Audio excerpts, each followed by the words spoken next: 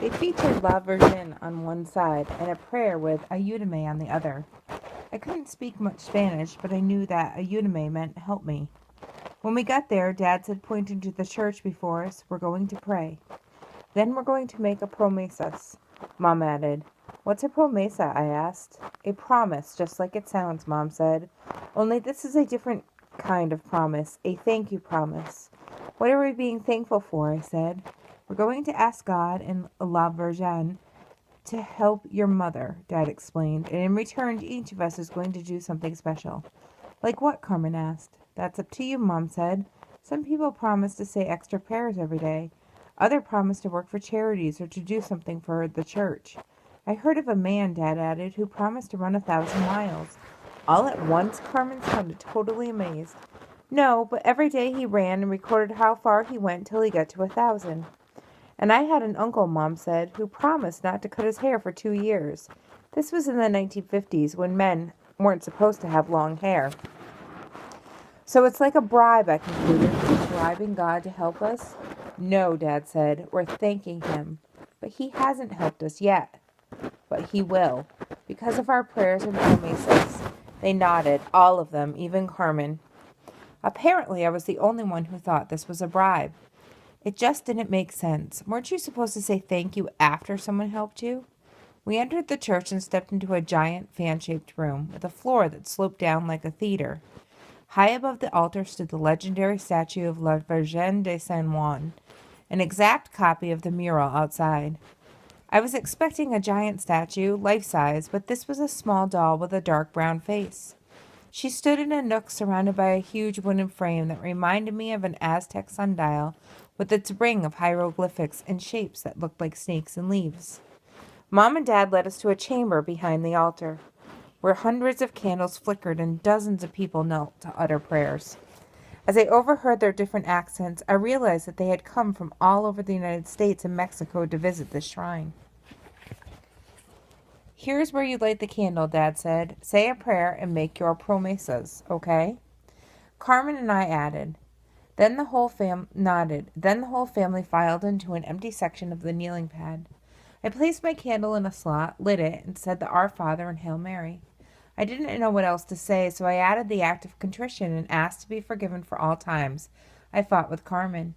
Then I was done feeling guilty, but when I glanced at my family, they were all still praying, so I pretended to keep praying too, though I actually thinking about Mom's surgery, like how she could sleep on a cold metal table surrounded by strangers wearing masks and gloves.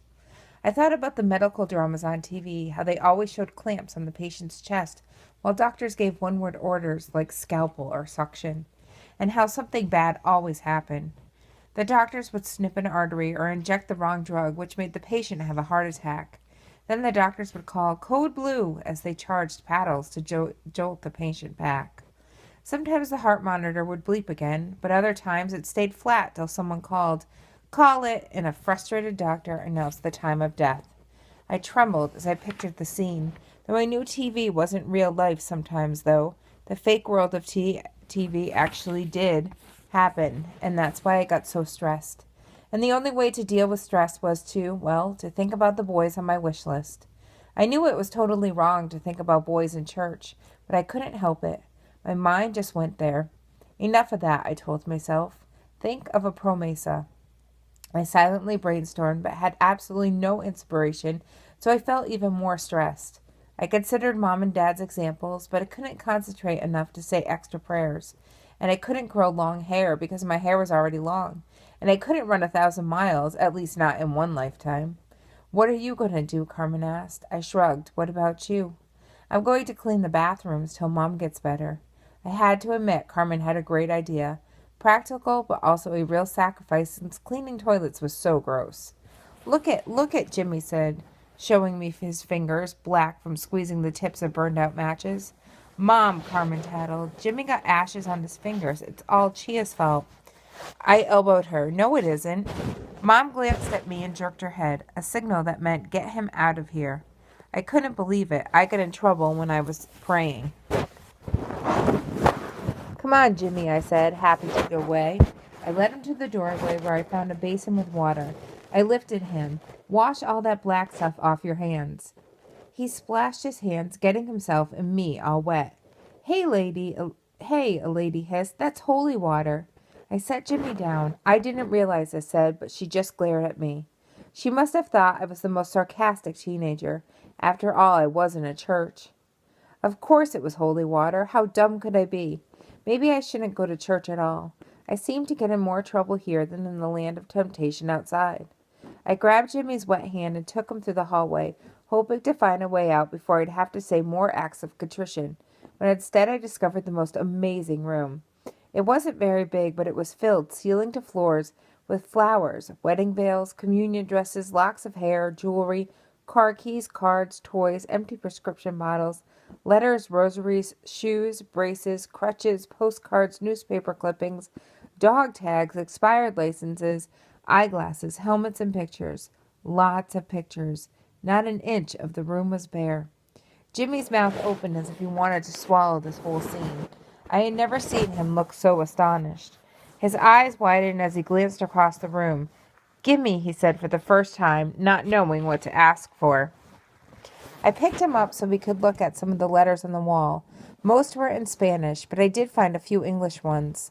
One read, Dear Virgen de San Juan del Valle, thank you for your intercessions.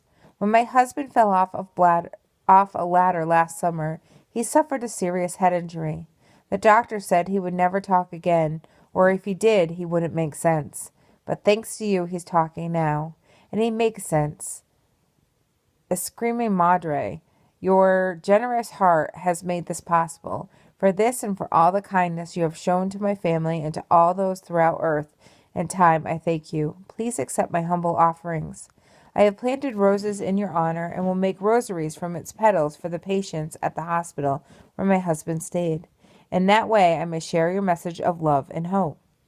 All the letters were about the sick, injured, or those at war. They gave thanks for people who survived and requested blessings for people who had died.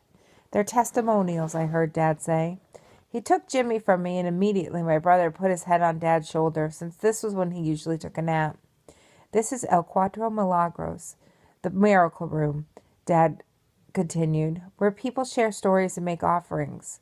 He nodded towards Mom. She had removed one of her bikini tops from her purse and was placing it on a table. Then she took out a notepad and started to write a letter. Carmen was with her. She seemed reluctant, but after a few seconds she decided to leave behind her trophy. Do you have your special item? Dad asked. I reached into my pocket, pulled out the envelope, and showed him the pebble, crystal, and coin. Then he reached into his pocket and pulled out 2 movie tickets for Back to the Future. From my first date with your mom, he explained. I kept them all these years. Isn't that silly? Not at all, I remembering the romantic mementos in my jewelry box.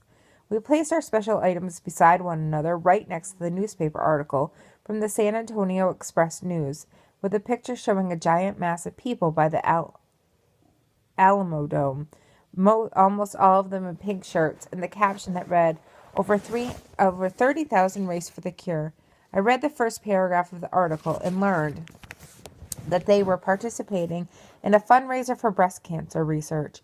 Wow, I thought to myself, wondering what it was like to be with 30,000 people, all walking in the same direction and wearing the same colored shirt. I couldn't help it. I mind traveled.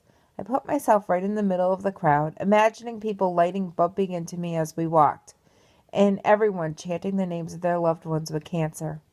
I imagined myself peeking over shoulders and looking for breaks in the crowd so I could make my way through stopping at the water stations for a drink and waving to the people on the sidelines. But mostly I imagined the energy, the positive energy, and the joy. If I actually did the race, then I wouldn't have to mind travel about it. Maybe the race could be my promesa. Then again, it was only 5 kilometers. It didn't come close to being 1,000 miles, and if it wasn't 1,000 miles, would it be good enough to cure Mom?